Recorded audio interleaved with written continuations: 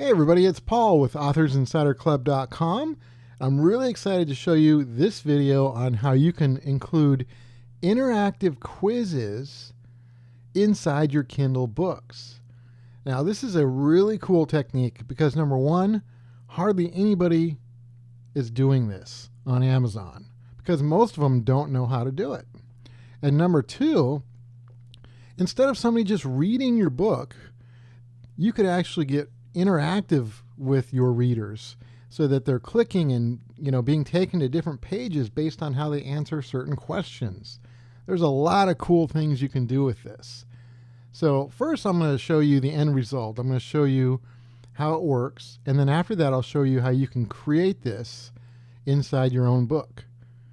Now I'm using our Kindle template, which I definitely recommend if you're publishing books. So I'm doing this in Microsoft Word. And I've created a sample quiz with just two questions, really just one question. And here's the question. How many chapters should your Kindle book be? So we have the question right here, and I could have as many answers as I wanted. I just chose 3. So A, B, and C would be A is 12, B is 13, and C is as many as you want. So here's how it works. This is totally interactive. The cool thing is that this works no matter what device somebody's using to read your book. So they could be on the old Kindle device. They could be on like a new Kindle Fire.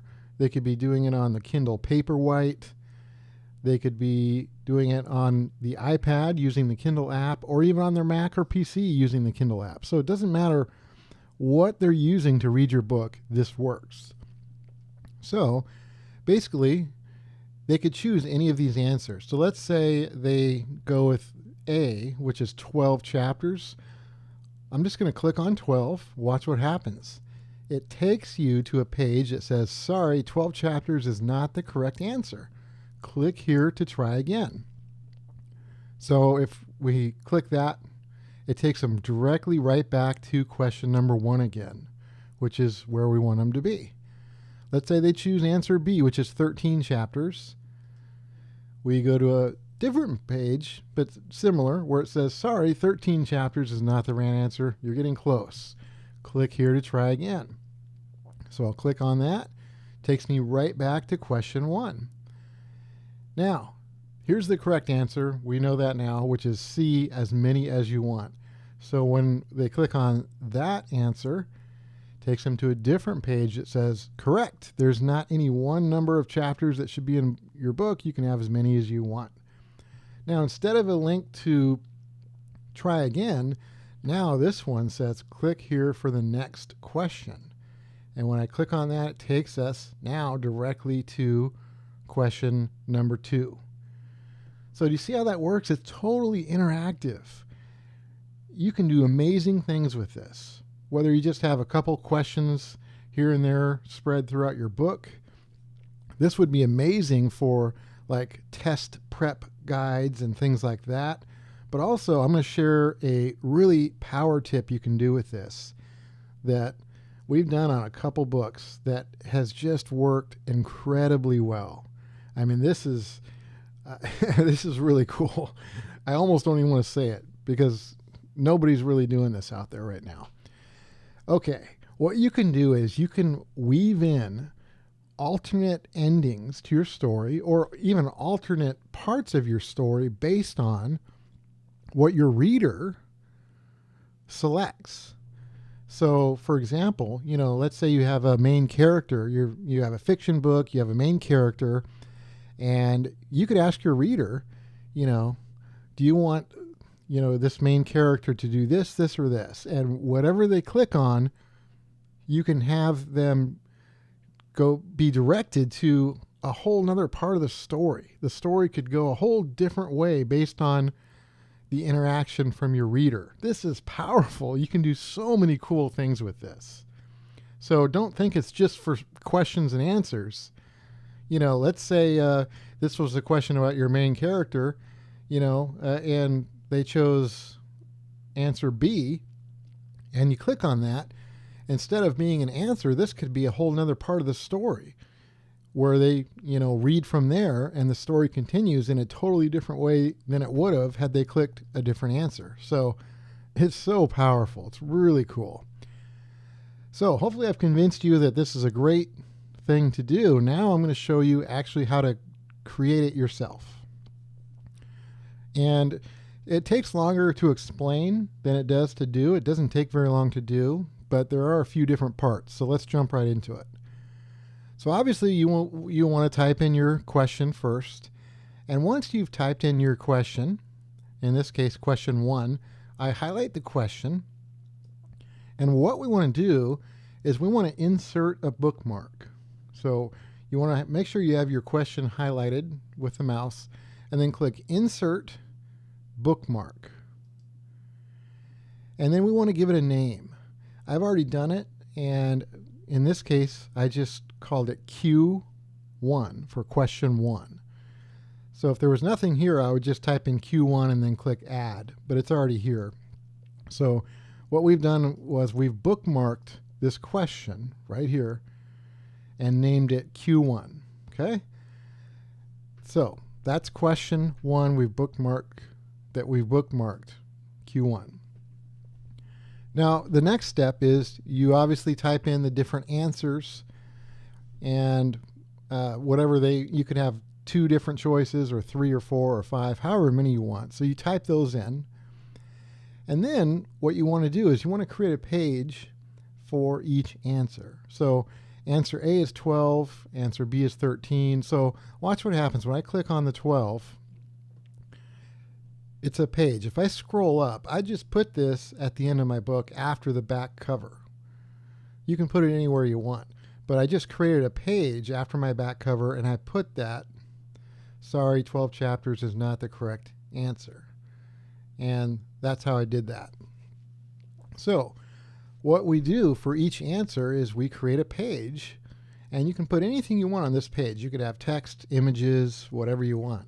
But what I would do is whatever is on the page first, it could be a page title or it could just be the text like we have. I then highlight that and click Insert Bookmark. And for this one, I call it Q1A1. Okay? And that stands for question 1, answer 1, because this was the first answer for the first question. So I've bookmarked that. Okay? Now, if we scroll down, you'll see I've created a second page after that. And this page is for the second answer. If you remember, the second answer was 13. And that's this page right here. So I would highlight whatever's first on this page, click Insert, Bookmark, and this one I would name Q1A2, which stands for question 1, answer 2, because this is the second answer for question 1.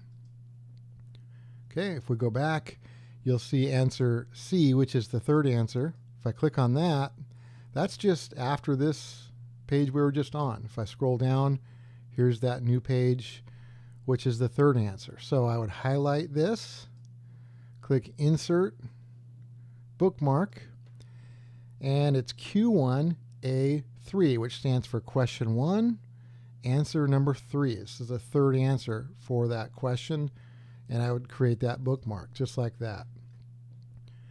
So now we have the question bookmarked, and then we have our answers in here, and then each one of these answer pages is also bookmarked. So we have all those bookmarks. Like I said, this takes longer to explain than it does to do. Once you get going, it doesn't take long at all to do this.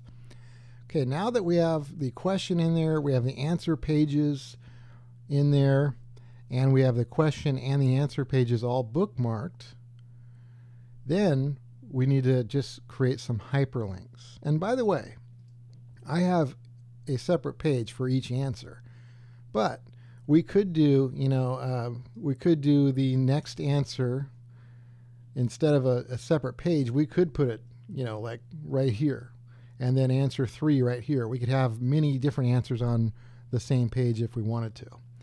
Okay, So now what I do is I go to the first answer, in this case 12, and I highlight it.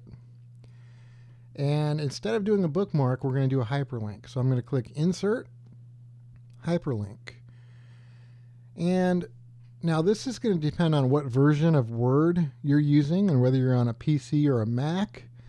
If you have our template, let me know. I can help you out with this if you're not sure where to find this. But basically what we're doing is we're hyperlinking to the bookmark. So this is the first answer. So on the version I'm using, I click Locate and Bookmarks, and it's the first answer. So we're hyperlinking to Q1A1, and we click OK and OK.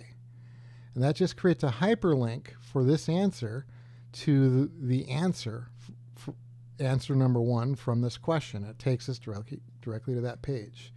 Then the next one we highlight, which is the answer number 2 for question 1. Hopefully you're following along okay. We click Insert, Hyperlink. We go to the bookmark for answer 2, question 1, answer 2, because we bookmarked that answer page down there. We select that, click OK, and then same thing for answer number 3. We highlight the third answer, Insert, Hyperlink, and we locate question 1, answer 3, that bookmark, and we select that. That takes us to that answer 3 page that we bookmarked. Okay.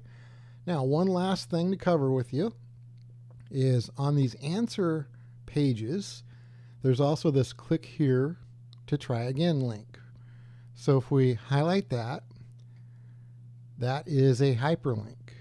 So if we click Insert, Hyperlink, we're on question 1. And if they didn't get it right, we want to send them back to question 1. So we locate the bookmark for question 1. It's not the answers, it's Q1.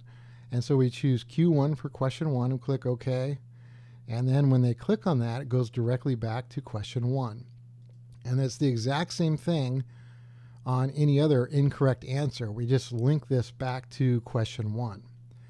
Now on the correct answer, it's going to take them to the next question. So I'm going to go back to question 1 because I didn't show you. Now on question 2, with the next question, I highlight question 2, and I click Insert and Bookmark, and I call this one Q2 for question 2. Okay? So when we get to a correct answer from question 1, instead of going back to question 1, we obviously wouldn't do that because they just got the answer correct. So for click here for the next question, I highlight that and click Insert, Hyperlink, and locate the bookmark for question number 2, and that will take them, instead of back to question 1, takes them to the next question, and now they're at question 2, where we could have more answers and just keep moving on from there. So like I said, it's quick once you get the hang of it. It just takes longer to explain than it does to really do. And what I really recommend is play around with this, have some questions and interactivity in your books, because it'll get people interacting more with your content. And there's not very many people doing this, so you're going to stand out from the crowd. And what I really am going to be doing more of in the future is alternate endings and even alternate ways a story can go based on what my reader chooses. And, it doesn't have to be questions and answers. Like I said, you could have a couple ways the story could go and let the reader decide. And instead of being an answer, it takes them to a whole nother part of the book that continues the story. So it's very powerful. I love this technique, and I love that hardly anybody else is doing it. But hopefully, at least my followers will start trying this out in their books and in your books, because this will help you stand out. I promise you that. Okay, well, I hope that was helpful. Make sure to let me know if you have any questions, and subscribe to our blog and our YouTube channel and all that stuff, because we always, on a regular basis, create great content, free and paid, but a lot of free content as well, for people that are formatting, publishing, marketing and wanting to sell more books. Thanks for watching.